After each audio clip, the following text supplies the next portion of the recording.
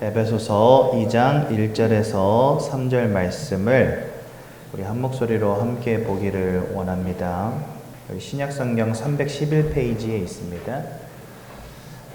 우리 한 목소리로 함께 봅니다. 시작.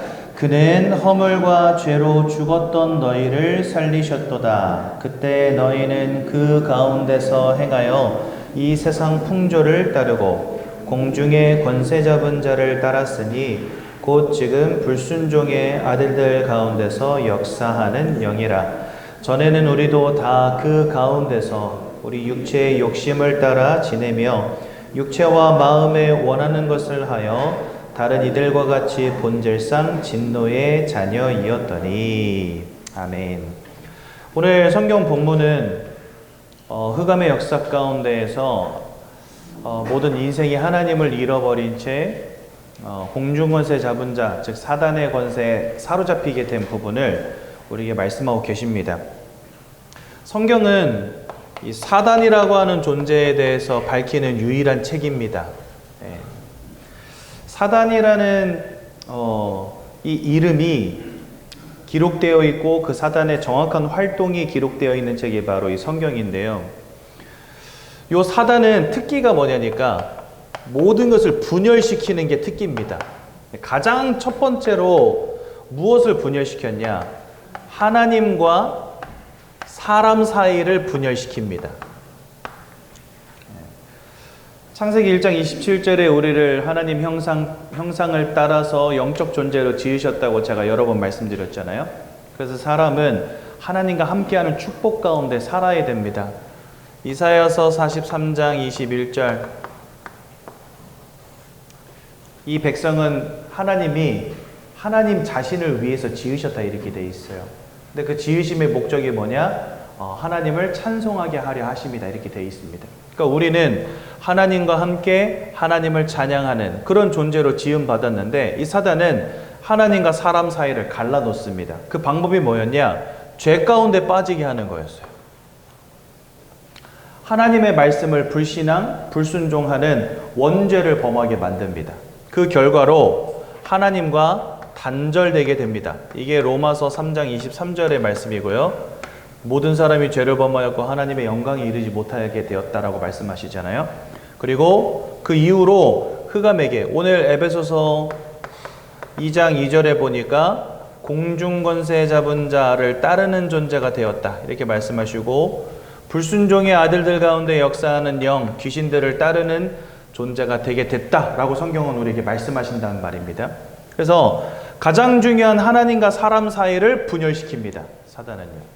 그래서 모든 사람, 이 땅을 살아가는 모든 사람들은 지금 하나님을 잃어버린 채 살아가고 있는 겁니다. 또 두 번째로는 사람과 사람 사이를 분열시킵니다. 아담과 하와가 이제 하나님이 지으신 첫 사람들이잖아요.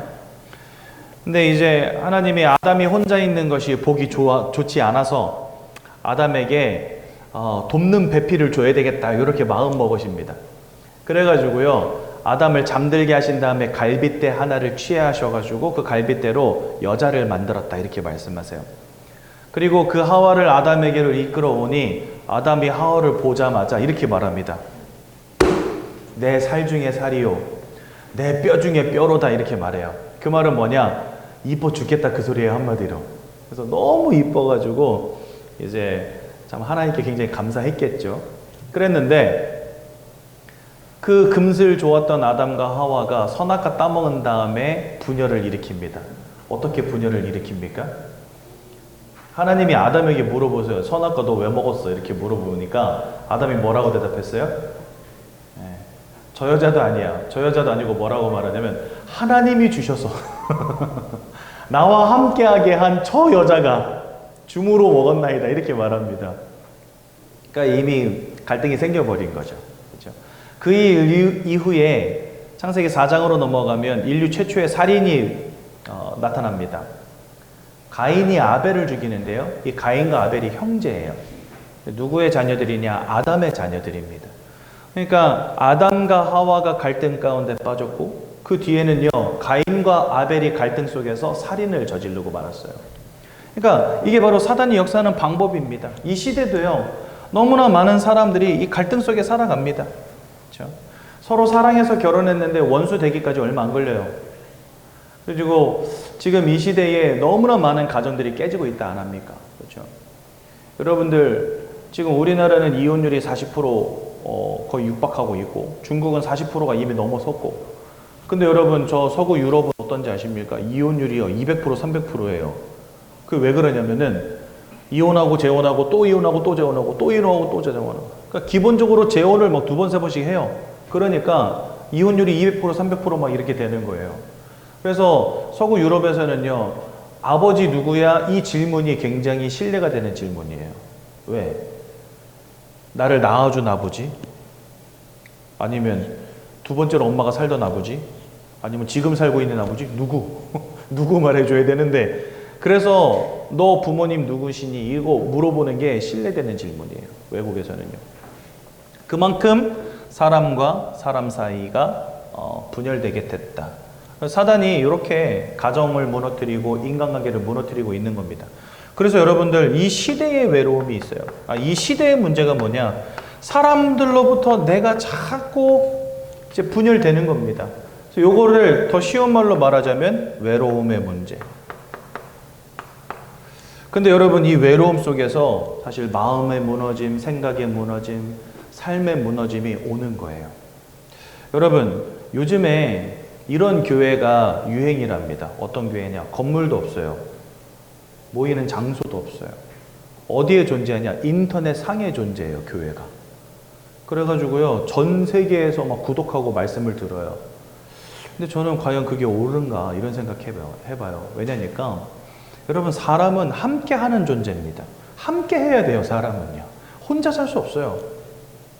그리고 우리가 이 더운 날에도 땀 뻘뻘 흘리면서 교회로 모이는 이유가 뭔지 아십니까? 하나님이 주시는 사랑과 은혜 안에서 교제하고 하나 되어지는 이 시간이 사람에게는 굉장히 중요한 축복이기 때문에 그래요. 저는요, 교회라고 한다면 교회는 무조건 오프라인 모임이 있어야 된다고 생각하는데, 요즘에 온라인 교회가 굉장히 많아졌어요. 코로나 이후로. 그러니까 건물도 얼마나 편합니까, 사실? 이 건물 유지하려면요, 돈도 어마어마하게 들어가야 되거든요. 그렇지 않아요? 근데 그런 거 다 제하고 인터넷 그냥 골방에서 방송 하나 켜놓고 메시지 하면은요, 뭐 따로 들어갈 비용도 없잖아요. 그렇죠? 그러니까 교회를 유지하고 보수하고 하는 부분에 있어서 온라인 교회가 굉장히 득이 되는 건 사실입니다.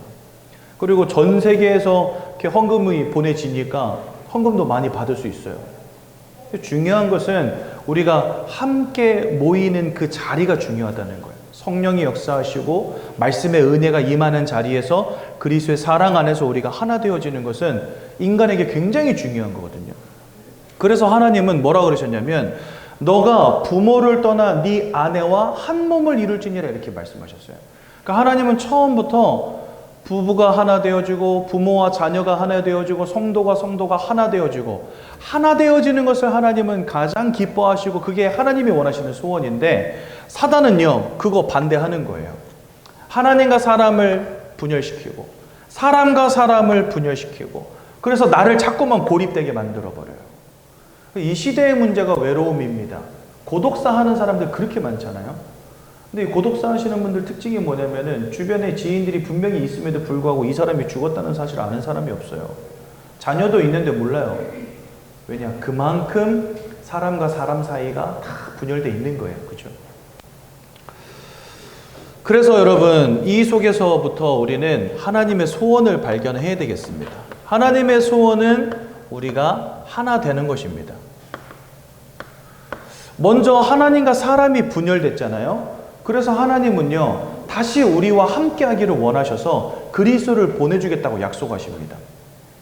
여러분, 하나님이 보내주신 이 구원자의 이름이 무엇인지 아십니까? 구원자의 이름이 성경에 보면 여러 가지가 나와요. 가장 첫 번째는 예수라는 이름으로 나타납니다. 예수라는 이름의 뜻은 뭐죠?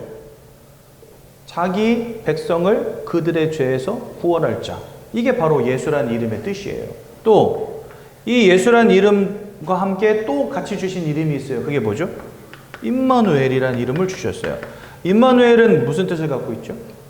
하나님이 우리와 함께 하신다라는 뜻을 갖고 있습니다. 그렇죠? 근데 여러분, 이 이름을 지을 때는요, 거기에 뭐가 들어가냐면, 이름을 줄 때에는 어떤 내 의지가 거기에 들어가잖아요. 그렇죠? 그러니까 예수라는 이름, 임마누엘이라는 이름으로 구원자가 이 땅에 오셨단 말입니다. 그 구원자를 보내겠다 약속하신 이가 하나님이세요. 근데 하나님이 예수라는 이름, 그리고 임마누엘이라는 이름을 주셨다는 것은 뭐예요? 거기에 하나님의 의지가 있다는 거예요. 첫 번째는 뭐냐? 이 죄를, 저와 여러분들이 하나님으로부터 단절될 수밖에 없었던 그 근본적 원인인 이 죄 문제를 끝낼 자로 보내시겠다는 거예요. 그리고 이 임마누엘은 뭡니까? 우리와 함께 하시겠다는 거잖아요. 하나님을 잃어버리고 사단의 권세에 사로잡혀버린 우리를 죄로부터 구원하사 하나님이 함께 해주시겠다는 거예요.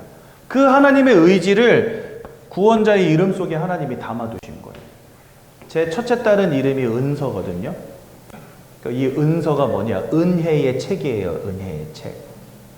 그래서 이 아이가 많은 사람들에게 복음을 전해주는, 은혜의 복음을 전해주는 한 권의 책이 되면 좋겠다. 그래서 은서라고 지어줬어요. 둘째는 은지예요. 은지. 은혜의 가지. 그래서 너는 하나님의 은혜 가운데서 그냥 하나님께 끝까지 죽을 때까지 붙어 있어라. 이런 의미로 은지라고 지어줬어요. 그러니까 우리가 이름을 지을 때는 그렇게 우리의 마음을, 우리의 의지를 담잖아요. 그것처럼 하나님이 예수라는 이름, 임마누엘이라는 이름을 이 구원자에게 붙이신 이유가 뭐냐? 그 분을 통하여 우리의 죄 문제를 끝내시겠다는 것이고, 그 분을 통하여 우리와 함께 해주시겠다는 겁니다. 이 죄 문제가 끝나고 하나님과 함께하는 축복 가운데로 들어가니 결과적으로는요, 사단의 권세로부터 해방되어지는 축복이 같이 오는 겁니다. 그렇죠? 이 모든 것을 이루신 곳이 어디예요? 거기가 바로 십자가. 그래서 예수님이 요한복음 19장 30절에 뭐라고 말씀하시냐? 다 이루었다 이렇게 말씀하시고 돌아가셨어요. 그 다 이루었다는 말은 뭘까요? 저와 여러분들을 죄로부터 완전히 해방, 그래서 하나님을 만나게 하시고 또한 사단으로부터 완전히 해방시키셨다. 이 구원의 참된 축복을 완전하게 이루셨다라는 뜻입니다. 그래서 사단은 하나님과 사람 사이를 분열시켰지만 하나님은 구원자 예수 그리스도를 이 땅에 보내주셔서 하나님과 우리가 하나 되도록 하셨어요. 그래서 성경에 보면은요, 이런 말들이 많이 나와요. 뭐라고 나오냐? 우리가 이전에는 하나님의 원수였지만 그리스도를 통하여 하나님과 화해한 자들이 되었다. 그리스도를 통하여 우리가 하나님과 연합한 자들이 되었다. 그리스도를 통하여 우리가 양자의 영을 받음으로 하나님을 아바, 아버지라 부르짖게 되었다. 이런 말씀들이 성경에 많이 있어요. 그러니까 예수를 통하여 우리가 하나님과 하나 되어지는 축복 가운데로 들어갔다는 겁니다. 그래서 디모데전서 2장 5절에 뭐라고 되어 있냐? 이렇게 말씀하세요. 하나님이 한 분이시요 하나님과 사람 사이에 중보자도 한 분이시니 곧 사람이신 예수라. 이렇게 되어 있습니다. 그러니까 예수라는 이분을 통하여서 하나님과 사람 사이에 길이 열려버린 거예요. 하나 되어지는 축복이 임하게 된 겁니다. 그래서 하나님은 우리가 하나 되기를 원하신다. 또한 두 번째로 하나님은 성도가 하나 되기를 원하십니다. 근데 성도가 하나 되어지는 방법, 첫 번째, 성령을 통해서 하나 되어지는 것입니다. 각 사람에게 하나님이여 성령을 부어주셨어요. 한 하나님으로 우리 모두가 하나 되게 하신 겁니다. 또 두 번째로는 말씀을 주십니다. 언약이라는 걸 주세요. 예수가 그리스도라는 그 언약, 그리고 성경 66권, 이 책에 있는 말씀으로 하나 되게 하십니다. 여러분들 여기 왜 모이셨어요, 지금? 수학, 과학 배우러 오신 건 아닙니다. 영어 배우러 오신 것은 더더욱 아닐 겁니다. 여러분들 이 자리에 나와 계신 이유가 뭐냐? 하나님의 말씀이 궁금해서 오신 거거든요. 그러니까 우리는 이 말씀으로 하나 된 사람들이에요. 성경이 뭐라고 말씀하시느냐, 그것에 아멘하고 거기에 은혜 받고 그것으로 뜨거워지고 그것으로 하나 되어지는 사람들이 바로 성도라는 거예요. 그래서 하나님은 우리가 성령의 임재하심으로 하나 되기를 원하고 또한 말씀으로 하나 되기를 원하십니다. 그래서 여러분들 오늘 우리가 각 부서로 흩어져서 말씀 듣지만 전체가 함께 모여서 예배 드리고 말씀 듣는 시간이 있어요. 주일 오전 9시, 11시. 거기는 모든 성도님들이 3층 본당으로 모여요. 그래가지고 함께 말씀 듣습니다. 하나의 말씀으로 하나 되어지는 자리. 하나님은 그렇게 말씀으로 우리가 하나 되기를 원하세요. 또한 세 번째로 성찬을 통해서 하나 되기를 원하십니다. 사도행전 2장에 보면 이런 말씀이 있어요. 사도의 가르침을 받고 성도가 서로 떡을 떼며 음식을 나누며 교제하였더라, 이런 말씀이 사도행전 2장에 보면 나오거든요. 거기 보면 이 떡을 뗀다는 말이 뭐냐, 이게 바로 성찬 예식에 참여했다는 말입니다. 우리는요, 요즘 현대교회는 부활절 혹은 뭐 추수감사절 혹은 뭐 크리스마스 요럴 때만 성찬식 하거든요. 그런데 초대교회는 모일 때마다 성찬을 했어요. 예수님의 흘리신 피와 살을 기억하라고 떡을 떼고 포도주를 함께 마셨습니다. 근데 이게 왜 중요했냐면 우리는 그리스도라고 하는 구원자를 믿는, 그리스도를 통해서 구원받은 하나님의 자녀라는 믿음의 고백을 하는 사람들의 공동체라는 것을 이 성찬을 통해서 보여주는 거예요. 그래서 여러분, 이 성도가 하나 되어지는 방법, 성찬입니다. 그래서 우리도 이렇게 1년 중 2번 혹은 3번씩 성찬식을 진행을 합니다. 그래서 성찬식을 진행하면서 그리스도의 살과 피를 우리가 함께 먹고 그리스도의 살과 피를 함께 먹은 공동체임을 선포하는 거예요. 이렇게 하나님은 성도가 하나 되기를 원하시는 겁니다. 또한 세 번째로는 교회가 하나 되기를 원하십니다. 고린도전서 12장에 보면은요,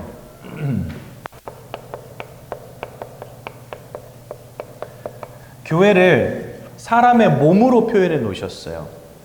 예수 그리스도는 교회의 머리가 되시고 우리 모두는 각 지체다, 이렇게 설명해 놨습니다. 우리 몸에서 여러분들 불필요한 건 아무것도 없어요. 저는요, 예전에 한번 그런 생각 해봤거든요. 이 눈썹은 도대체 왜 있을까? 이 눈썹이 있는 이유가 뭘까? 여러분들 그런 고민 해보신 적 있어요? 근데 어느 날 답을 얻었어요. 모나리자를 보면서. 여러분들 면도기로 이거 한쪽 밀어보세요. 사람 영 이상해집니다. 그죠? 아, 얘도 하는 일이 있구나. 여러분들 지금 제 여기에서 이 머리털 위에 없다 생각해보세요. 진짜 볼품 없어지, 죄송합니다. 이렇게 머리 없으신 분 안 계시죠? 예. 진짜 이상해지거든요, 사람이. 예. 그러니까 이게 얘가 하는 일 없어 보여도 이거 진짜 하는 일 많아요. 여자분들 미용실 자주 가시잖아요? 왜 자주 가요? 이게 패션의 완성이거든요, 이게. 그렇잖아요. 그러니까 얘도 하는 일이 있다니까요. 이거 사실 여러분들 아침에 머리 감고 머리 말리다 보면 수십 가닥씩 막 빠지잖아요. 그렇죠? 그리고 그냥 가치 없게 버리잖아요, 여러분들. 머리털 빠졌다고, 어이구, 어떻게 내 머리털, 이런 사람 아무도 없어요. 이 머리털 빠진다고 슬퍼하는 사람도 없어요. 물론 나이가 들면 들수록 좀 슬퍼지긴 하겠지만. 근데 여러분, 이거 없다 생각해 보세요. 사람 영 이상해집니다. 그죠? 그러니까 우리 몸에서 쓸데없는 게 아무것도 없어. 그리고 여러분들 손가락 끝을 만약에 베었다, 다쳤다, 잠 옵니까, 안 옵니까? 이거 욱신욱신 거려가지고 잠이 안 와요. 손가락 하나 다쳤는데 온몸이 아프다니까요. 사람은 그런 존재예요. 그러니까 이 몸이 불필요한 부분이 아무것도 없다는 겁니다. 교회 안에 각 지체가 그렇다는 거예요. 우리가 사람들을 볼 때는 연약해 보여요. 부족해 보여요. 또 어떤 사람은 꼴보기 싫기도 해요. 예전에 제가 저기 화성 남양에 있는 재래시장 가가지고 복음 전하려고 갔는데 어떤 아줌마가 벤치에 앉아 있는 거예요. 그래가지고 가서, 아유, 아주머니, 저는 목사인데 복음 전하러 왔습니다. 그랬더니, 당신 목사예요! 이러는 거예요. 대뜸, 당신 목사야! 이러는 거예요. 그래서, 왜 그러세요? 그러니까, 자기가 옛날에 어떤 교회를 다녔는데, 어떤 김모씨 집사랑 자기랑 갈등이 좀 있었나 봐. 그래서 막 이런 상황에서 목사가 그쪽 편을 들어줬다는 거예요. 그래서 어떻게 내 편을 안 들어주고 그 인간 편을 들어줄 수 있냐 이러면서 교회를 나왔대요. 그러면서 목사가 말이야 그러면 안 돼! 이러면서 저한테 막 뭐라 그러시더라고. 그래가지고 죄송합니다, 제가 사과드리겠습니다 이러고 왔거든요. 그러니까 보니까 이분은 그 김모씨 집사님 때문에 갈등 속에 있다가 목사 때문에 상처받고 교회 나온 거 있죠. 꼴보기 싫은 사람 교회 안에 있을 수 있어요. 불편한 사람 있을 수 있어요. 근데요, 그건 내가 그 사람 바라볼 때의 시선이고, 하나님은 각 지체를 우리가 나의 몸 부분을 귀하게 여기고 소중하게 여기는 것처럼 하나님은 이 교회 안으로 불러들인 모든 성도들을 바라볼 때 그렇게 보신다는 겁니다. 누구 하나 불필요한 존재가 없다는 거예요. 하나님 앞에서. 근데 우리는요, 저 사람은 불필요하다고 말할 수 없어요. 저 인간은 교회 떠나야 돼? 라고 말할 수 없어요. 왜요? 하나님의 눈에 가장 귀하고 소중한 존재들이기 때문에. 그래서 우리가 성도들을 바라볼 때도 그렇게 바라봐야 된다는 겁니다. 연약한 사람이 있을 수 있습니다. 더 기도해 주면 돼요. 부족한 사람이 있을 수 있어요. 우리가 그 부족함을 채워주면 돼요. 막 문제 일으키는 사람이 있을 수 있어요. 이해하고 배려하고 사랑해 주면 돼요. 그래서 교회는 그리스도 예수의 사랑 안에서 하나님의 독생자를 아끼지 않으신 그 사랑 안에서 하나 된 곳이 바로 교회입니다. 그래서 여러분들 연약한 자,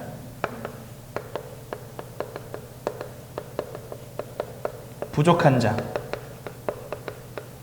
있을 수 있습니다. 고통 중에 있는 자 있을 수 있습니다. 잘 살펴주시고 이해해 주시고 사랑해 주십시오. 특히나 우리 새가족분들은 이제 교회 오신 지 얼마 안 됐잖아요. 진짜 전국 팔도에서 모인 여러 군상들이 교회 안에 있습니다. 나랑 성향이 잘 맞는 사람도 있고 안 맞는 사람도 있어요. 저 사람은 나한테 왜 그럴까 싶은 사람도 있을 수 있어요, 교회 안에서. 근데 교회는 그런 곳입니다. 그런데 이러한 교회가 성령의 임재하심 속에서 말씀 안에서 성찬으로 하나 되어진 곳이 교회라는 것. 그래서 때로는 갈등이 있을 수 있지만 그리스도의 사랑으로 하나님의 은혜로 다 뛰어넘으시고 하나됨의 축복 누리시면 참 좋겠습니다. 사단은 모든 것을 분열시키지만 하나님은 모든 것이 하나 되기를 소원하십니다. 그래서 여러분들 하나됨의 축복을 정말 누리시기 바라고요. 그러기 위해서는 가장 먼저 기억해야 될 것, 예수 그리스도의 이름. 왜요? 분열시키는 사단의 권세를 꺾으신 유일한 이름이기 때문에 이 그리스도 이름이 발견되어지는 거 정말 중요합니다. 거기서부터 나의 인생이 하나됨을 누리는 것이고 교회도 하나됨을 누리는 것이고 성도도 하나됨을 누릴 수 있는 거예요. 그래서 가장 중요한 건 뭐다? 그리스도가 발견되어지는 것입니다. 그래서 오늘도 우리는 그리스도의 복음을 함께 듣겠습니다. 너무 중요하기 때문에. 그리고 요거 이번 주 이렇게 하나됨의 설교가 나온 이유가 뭐냐? 내일부터 저희 교회가 3일간 수련회가 진행이 됩니다. 그래서 우리 교회가 다 하나 되어지는 자리예요. 담임 목사님으로부터 저 갓난 아이들까지 다 하나 되는 자리가 바로 교회입니다. 또 수련회입니다. 그래서 우리 새가족 성도님들은 아직 교회에 잘 적응도 안 되셨고 아는 분도 많이 없을 테고 하시겠지만 시간이 되신다면 대부분 이번 주간이 다 휴가 기간이실 거예요. 대부분. 그래서 시간 내셔서 이렇게 오시면 좋겠고 전체를 다 못 오신다고 하더라도 우리 월요일 저녁에는 문화 행사가 있습니다. 오케스트라 연주 각 부서에서 뭐 합창도 하고 하는 시간이 있어요. 월요일 저녁. 그리고 화요일 저녁에는 전체 기도회가 있습니다. 모든 성도님들이 뜨겁게 찬양하고 기도하는 시간이 있어요. 그래서 바쁘셔서 못 오시는 분들도 월요일 저녁하고 화요일 저녁만큼은 다 참여하셔가지고 함께 하는 시간을 가지면 좋겠다 싶습니다. 성경은 하나님께서 사람을 창조하셨다라고 말씀하십니다. 근데 창조하실 때 우리를 하나님의 형상을 따라 창조했다 이렇게 되어 있습니다. 이 형상을 따랐다는 것은요, 하나님을 닮은 존재로 만드셨다는 겁니다. 그래서 하나님의 모든 특징들을 우린 갖고 있어요. 이 땅을 창조하신 하나님을 닮아서 우리는 창조라는 행위를 하는 유일한 존재예요. 그 어떤 동물도 창조를 하지 않습니다. 근데 사람은 목적과 의도를 가지고 무엇인가를 만들어내는 유일한 존재거든요. 왜냐? 하나님을 닮아서 그래요. 또 하나님은, 사람은 두 번째로 영적 존재입니다. 왜 영적 존재냐? 하나님은 영으로 존재하는 분이시기 때문에 그 하나님을 닮은 우리 또한 영적인 행위를 하는 유일한 존재들입니다. 그래서 사람만 예배하고 기도하고 찬양해요. 이 땅에 그 어떤 동물도 영적인 행위 하지 않습니다. 하나님이 이렇게 우리를 지으신 이유 다른 것 없습니다. 우리와 함께 하시기 위함이다. 그러니까 하나님이 우리와 함께 하시기 위함이 아니라 인간들이 하나님과 함께 할 수 있는 축복을 누리게 하시려고 우리를 영적 존재로 만드신 거예요. 내가 영적 존재가 아니고서는 영이신 하나님 알 수가 없어요. 우리는 마음을 가진 존재들이기 때문에 서로의 마음을 이해하잖아요. 마음을 볼 수 없지만 마찬가지입니다. 하나님을 우리는 눈으로 볼 수 없어요. 하지만 하나님의 살아계심, 하나님의 존재하심을 우리는 알 수 있어요. 왜냐하면 저와 여러분들이 영적 존재를 지음받았기 때문에 그렇습니다. 그러니까 영적 존재를 지으신 이유가 뭐냐? 하나님을 알고 하나님과 함께하고 그 하나님을 예배하고 그 하나님을 찬양하는 존재로 우리를 하나님 처음부터 지으셨기 때문에 그렇습니다. 그래서 사실 이게 우리 인생에 있어서 가장 근본적 축복이라는 사실.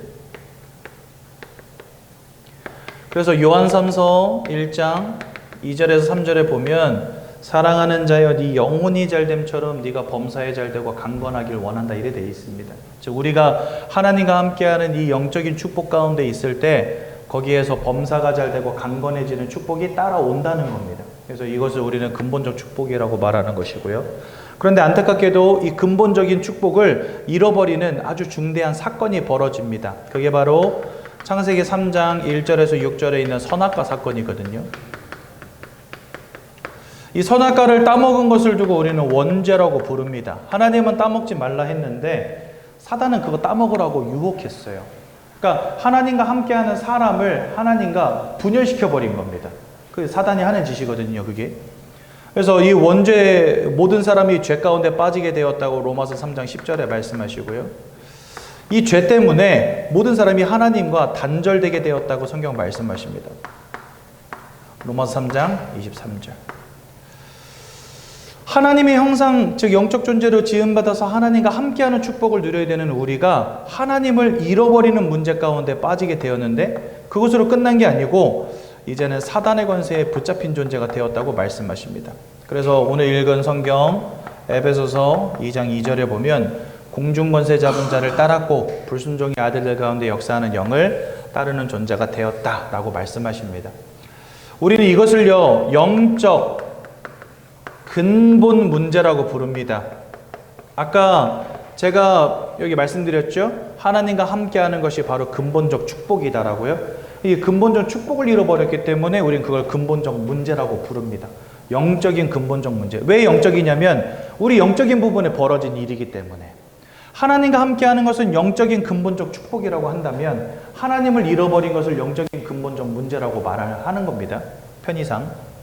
여기서부터 이제 하나님을 믿지 않는 사람들, 우리는 이제 편의상 불신자라고 부르는데요. 이 불신자에게 와 있는 6가지 문제가 시작이 되는 겁니다. 뭐 6가지 문제겠습니까? 수만 가지 문제가 사실은 오게 되었는데 그것을 우리가 조금 정리를 한 거예요. 카테고리화 시킨 거예요. 6가지로. 그래서 여기 3가 내용을 조금 보겠습니다. 첫 번째로는 마귀의 자녀가 되었다. 요한복음 8장 44절은 너희는 너희 아비 마귀에게서 났으니 이렇게 표현되어 있습니다. 예수님이 유대인들을 향해서 하신 말씀인데요. 유대인들이 착각하는 거예요. 자기가 율법을 잘 지킴으로 하나님의 자녀가 될 수 있다고, 구원받을 수 있다고 착각하는 겁니다. 그러니까 예수님이 그 유대인들한테 말한 거예요. 아니야, 너네 구원 못 받았어. 왜냐하면 이 사람들은 그리스도를 부인하는 사람들이거든요.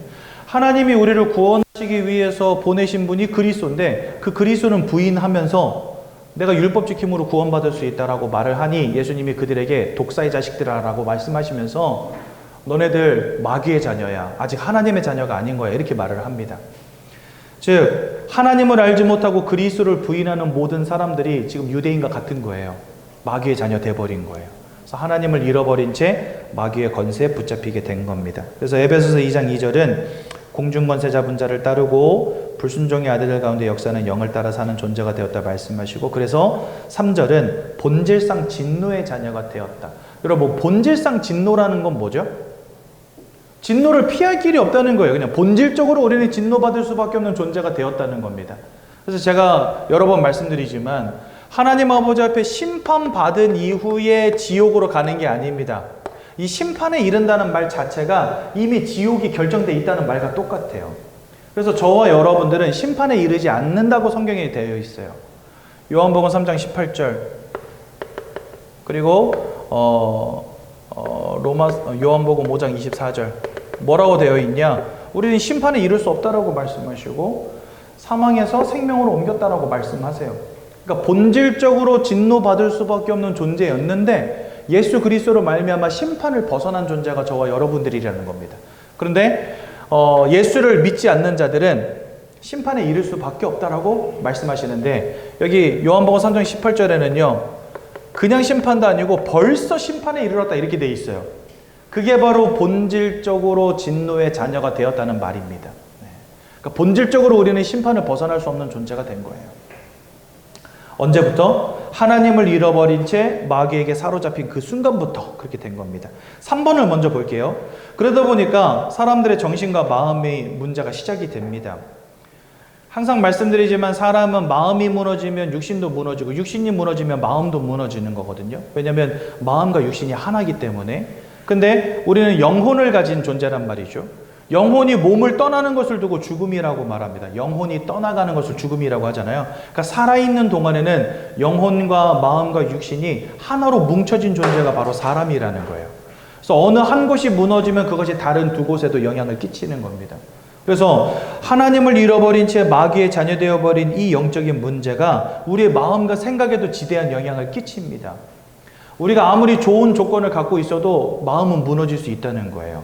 뭔가 인생에 큰 실패가 와야지만 마음이 무너지는 게 아니라 성공한 남편을 만나고 좋은 집, 좋은 조건, 좋은 환경 속에 살아가는데도 사람들의 마음과 생각이 무너져 있단 말이죠. 왜 그러냐? 환경이 우리의 마음과 생각을 지켜줄 수 없기 때문에 그렇습니다. 돈이 여러분들의 마음과 생각을 지켜주는 게 아니라는 거예요. 하나님이 여러분들의 마음과 생각을 지키신다고 성경 말씀하세요. 빌립보서 4장 6절에서 7절에 모든 지각이에 뛰어난 하나님의 평강이 너희의 마음과 생각을 지키시리라 이렇게 되어 있거든요. 근데 그 하나님을 잃어버리니 우리의 마음과 생각을 지키실 리가 없는 겁니다. 그래서요, 다 무너지고 있어요. 불안과 불평, 허무, 정신병, 노이로제, 불면증, 우울증, 악몽, 환청, 귀신을 보는 등의 문제, 만족, 평안, 행복, 기쁨, 감사가 없는 인생이 돼버리고 마는 겁니다. 세상은 점점 발전하고 기술도 점점 발전하고 이제는요 정말 상상도 할 수 없는 세상이 앞으로 10년 뒤, 20년 뒤에 펼쳐질 거거든요. 인생이 그러면요 평안해지고 행복해져야 되잖아요. 아니요. 외로움의 문제 끝나지 않을 겁니다. 마음이 무너지는 문제 치료되지 않을 겁니다. 영적 존재인 사람에게 와 있는 영적 문제가 끝나지 않는 이상은 마음의 문제 해결되지 않을 겁니다. 그러다 보니 거기에서부터 육신과 질병의 문제, 삶의 문제가 시작이 되는 겁니다. 불치병, 우한, 질고, 사건, 사고, 중독, 실패, 이혼, 자살과 같은 인생이 안 되는 문제가 지속이 됩니다. 왜냐? 요한복음 10장 10절에 보니까 성경은 사단을 두고 도적이라고 표현해 놓으셨어요. 도적이 오는 것은 모든 것을 빼앗고 죽이고 멸망시키려는 것뿐이요라고 되어 있어요. 그러니까 여러분들의 마음으로부터 평안과 행복도 앗아가고 여러분들의 삶으로부터 축복도 앗아가는 겁니다. 그 대신에 뭘 갖다 줍니까? 자꾸만 불행을, 실패를, 고통을, 문제를 가져다 주는 겁니다. 왜? 계시록 12장 9절에 보니까 천하를 꿰는 자라고 되어 있는데 여기 보면은요 뭐라고 되어 있냐면 잿더미 속으로 끌고 들어간다 이렇게 되어 있어요. 영어로는 잿더미 속으로 끌고 들어가는 자라고 되어 있는데 그걸 한글 성경으로는 뭐라고 표현해놨냐? 천하를 꿰는 자다 이렇게 표현해놨거든요. 잿더미로 끌고 들어가는 자예요. 그러니까 여러분들로부터 축복을 앗아가고 여러분들의 인생을 잿더미 속에 던져버리는 존재가 사단이라는 겁니다. 그러니 하나님을 잃어버리는 것 자체가 인생의 가장 큰 리스크인 거예요, 이게. 인생에서 가장 두려운 문제가 이건 거예요, 사실은요. 근데 우리가 지금까지 그걸 알지 못하고 살아온 거죠. 왜요? 영적인 부분에서 벌어진 일이기 때문에. 우리는 눈에 보이는 것만 바라보고 살아가잖아요. 내가 생각하고 느끼는 것만 중요하게 여기잖아요.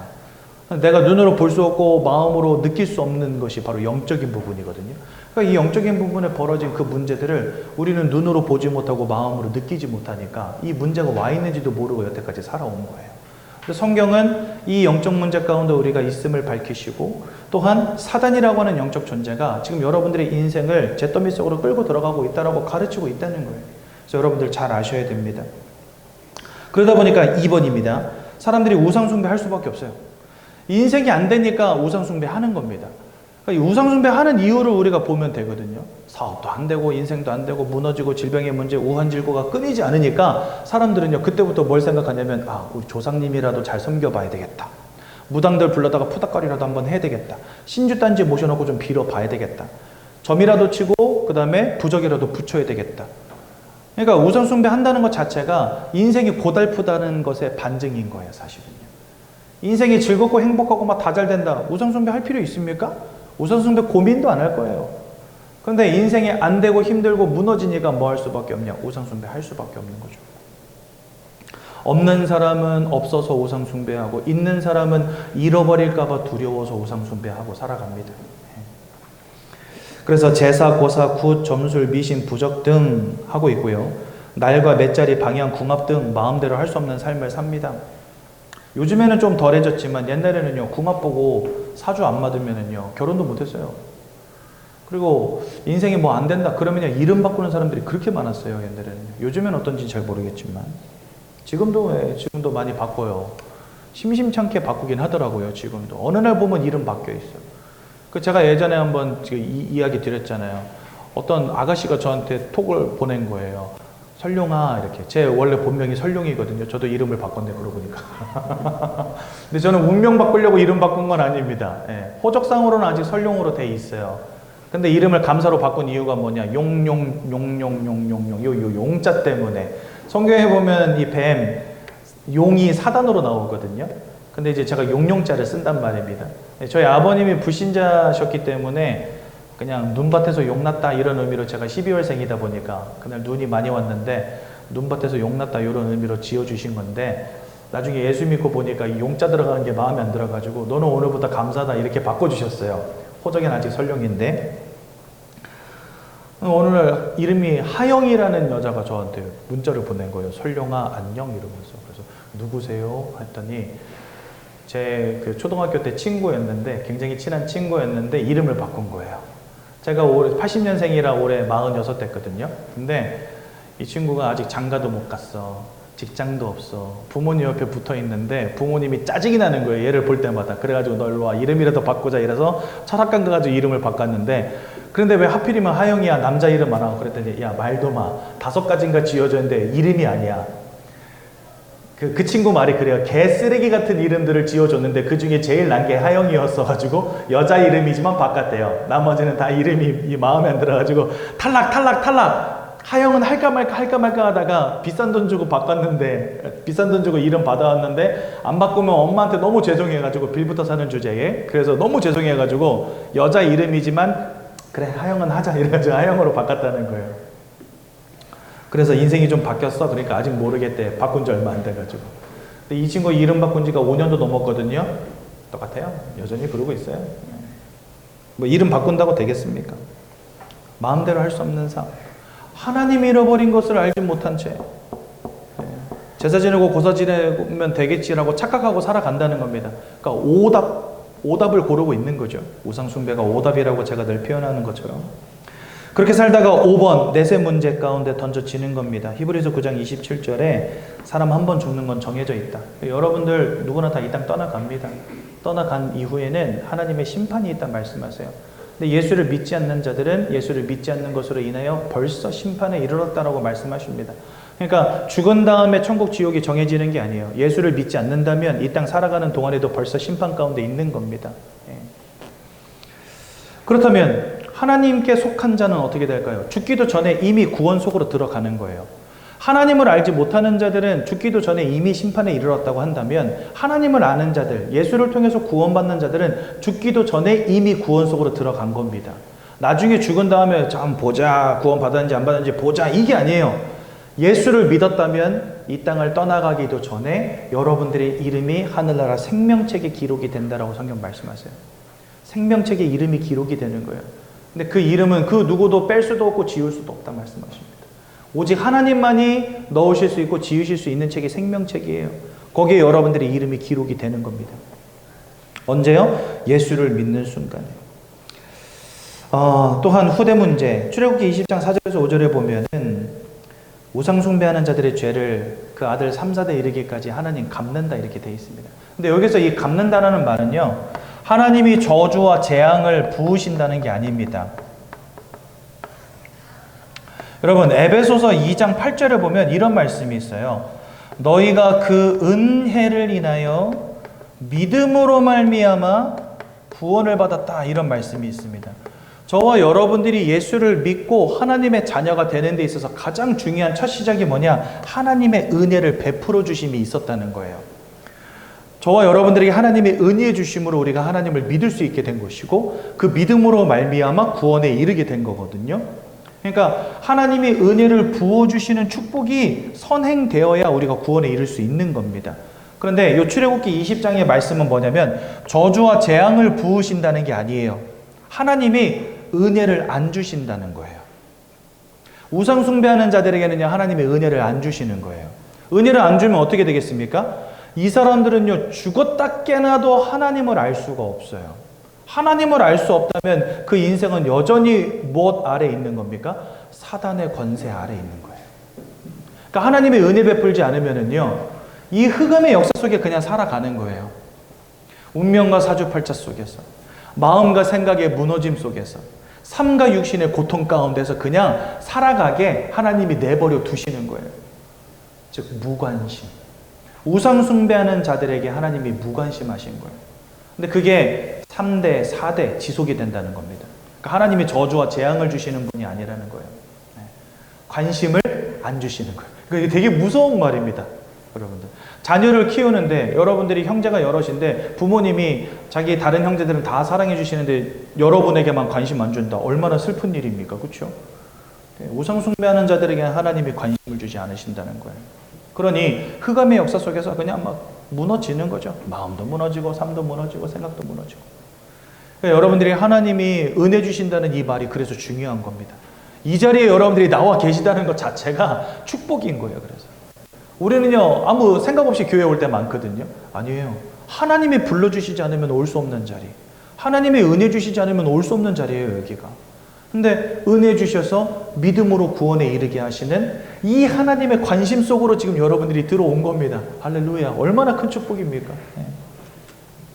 결론. 당신의 진정한 문제는 그래서 이 하나님을 잃어버린 거예요. 사업이 무너진 것도 문제가 아니고 병 걸린 것도 문제가 아닙니다. 하나님을 잃어버린 게 인생의 문제입니다. 그렇다면 하나님 만나야 되는데 방법이 무엇일까요? 이 죄악의 문제, 사단의 권세를 끝내야지 하나님도 만날 수 있을 건데 우리의 힘으로는 죄악의 문제 끝낼 수가 없어요. 우리의 힘으로는 사단의 권세 이길 수가 없어요. 내 힘으로 사단의 권세 이길 수 있을 것 같으면요, 무당들이 저러고 막 방울 들고 막 방방 뛰면서 인생의 운을 틔워준다고 난리칠 일도 없어요. 저와 여러분들이 뭐 착하게 삶으로 구원받을 수 있다면 예수님이 오실 필요도 없고요. 우리가 공부 열심히 하고 돈 열심히 벌어서 천국에 이를 수 있다면 예수님이 십자가 지실 이유도 없습니다. 근데 우리의 방법으로, 우리의 힘으로는 절대로 죄악의 문제, 하나님 떠난 문제, 사단의 권세 해결할 수 없기 때문에 하나님이 구원자를 우리에게 보내주신 거예요. 내가 갈 수 없으므로 구원자가 오신 겁니다. 여러분, 종교는 특징이 뭐냐면 내가 할 수 있다는 거예요. 내가 착하게 살면 구원에 이르고, 내가 덕을 쌓으면 구원에 이르고, 내가 스스로 구원에 이를 수 있다는 거예요. 종교는 그래요. 하지만 복음은 그렇지 않습니다. 내 스스로 힘으로 구원에 이를 수 없기 때문에 하나님이 나를 찾아오신 게 복음이에요. 여러분, 저는 옛날에 그 불교는 부처님을 믿는 거라고 생각했거든요. 아니요, 부처님을 믿는 게 아니에요. 불교는 부처님을 믿는 게 아니라 내가 부처처럼 되는 거예요. 불교의 목적은 내가 부처가 되는 거예요. 그래서 여러분들이 자꾸 선을 행하면 환생을 거듭하는 가운데 여러분들이 죄가 씻기고 나중에는 부처처럼 된다. 이게 불교거든요. 그러니까 결국은 내 노력과 내 열심으로 구원에 이르는 겁니다. 그런데 아무리 내가 열심을 낸다 하더라도 이 죄악의 문제, 내가 아무리 최선을 다한다고 하더라도 이 사단에게 사로잡힌 운명과 사주팔자의 문제 해결이 안 돼요. 그러니까 이 땅엔 방법이 없는 거 있죠. 그래서 하나님은 우리에게 열심히 믿어서 천국에 오라고 하시지 않으셨어요. 내가 너희를 위해서 여자의 후손을 보내줄게 라고 말씀하신 거예요. 그리고 그 여자의 후손이 와서 뱀의 머리를 깨트려 버릴 거야. 아니, 아담과 하와가 죄를 범했는데 하나님이 그거에 대한 답으로 주신 게 뭐냐? 여자의 후손을 보내서 뱀의 머리를 깨트려 버리겠다는 거예요. 그러니까 여자의 후손이 오시지 않으면 이 뱀의 머리가 깨질 일도 없고, 우리는 사단의 권세 아래 여전히 있다는 겁니다. 그러니까 여자의 후손이 오시지 않고서는 우리가 구원에 이를 수 없는 거예요.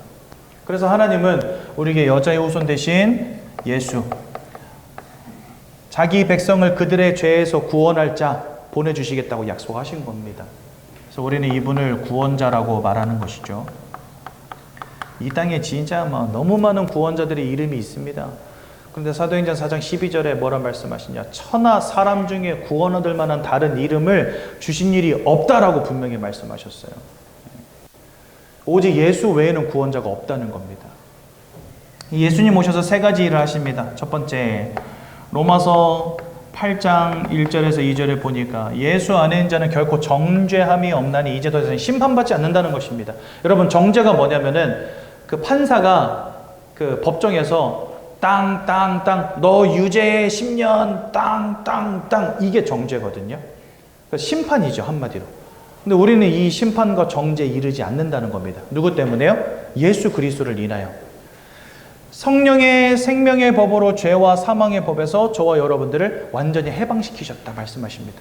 그래서 예수님은 우리의 죄악의 문제를 끝내신 대제사장이시다 말씀하시고요.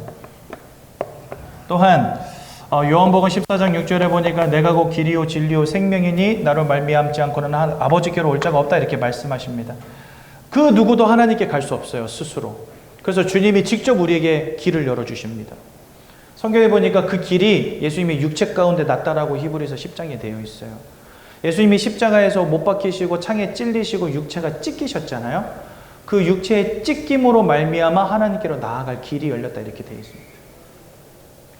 그 육체를 휘장이라고 성경은 말씀하시는데 그 휘장이 뭐냐면 성소 안에 그 성막 안에 성전 안에 성소라는 곳이 있는데 이 성소를 반으로 나누는 휘장이 있어요. 여기는 성소, 이 안쪽은 지성소라고 말합니다. 그런데 이 지성소는 어떤 곳이냐? 하나님이 임재해 계신 곳이에요. 근데 하나님이 임재해 계신 곳을 천막으로 막아놓은 거, 커튼으로 막아놓은 겁니다. 왜냐하면 죄악 가운데 있는 인간이 하나님을 바라보는 순간 죽어버려요. 하나님은 죄와 함께 할 수 없기 때문에. 그래서 여러분, 이 휘장을 쳐놓는 것은 우리가 살기 위한 방법이에요. 근데 예수님이 죽으실 때 이 휘장이 둘로 쭉 갈라집니다. 그 말은 뭐죠? 누구든 하나님을 볼 수 있게 됐다는 거예요. 왜냐하면 예수님이 십자가에서 죄악의 문제를 끝내버리셨기 때문에. 그러니까 이 휘장이 찢긴 것처럼 예수의 육체가 찢겼다. 성경이 이렇게 돼 있어요. 그리고 그 찢김이 우리에겐 하나님께로 나아갈 살 길이 되었다. 이렇게 말씀하십니다. 그러니까 예수님의 고난과 고통과 십자가가 하나님께로 나아가는 길이 된 거죠. 그래서 예수님은 하나님을 만나는 유일한 길, 참 선지자 되십니다.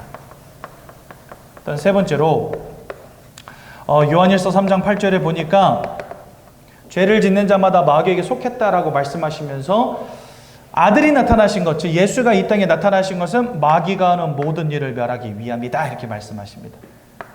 우리 인생을 사로잡고 온갖 고통 가운데로 끌고 들어가며 결국은 심판에 이르게 만들었던 저 사단의 권세가 예수 이름 앞에 꺾여진 것입니다. 그래서 우리는 그 예수를 만왕의 왕이라고 부릅니다.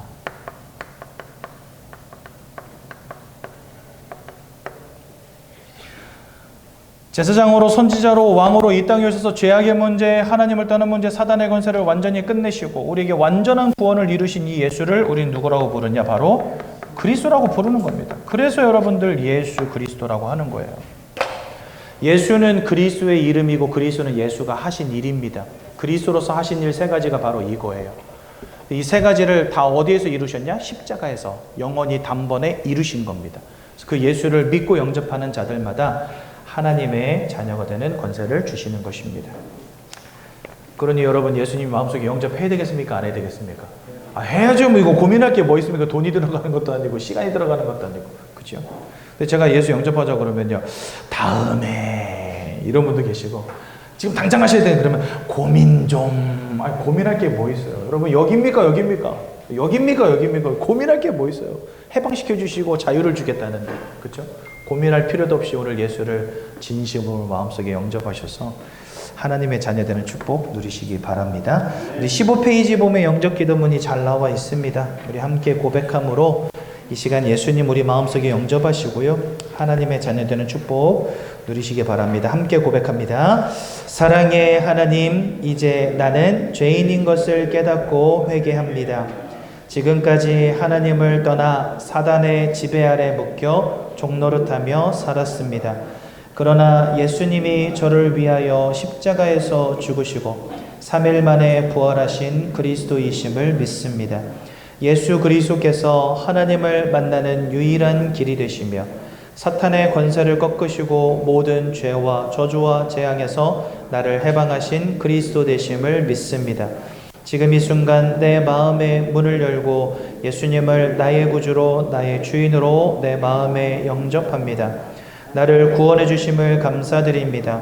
앞으로 하나님의 말씀과 뜻대로 살겠습니다. 지금부터 일평생을 세밀히 인도해 주옵소서. 예수 그리스도 이름으로 기도합니다. 아멘. 제가 한번 기도하고 사랑의 하나님 은혜 감사합니다. 우리를 구원하신 그 은혜 감사합니다. 예수를 이 땅에 보내주셔서 십자가에 죽기까지 버리시고 그 그 사랑과 긍휼하심으로 우리를 구원하사 하나님의 자녀 삼아 주셨음을 죽기까지 기억하도록 우리 모두를 축복해 주옵소서. 예수님의 이름으로 기도드렸습니다. 아멘.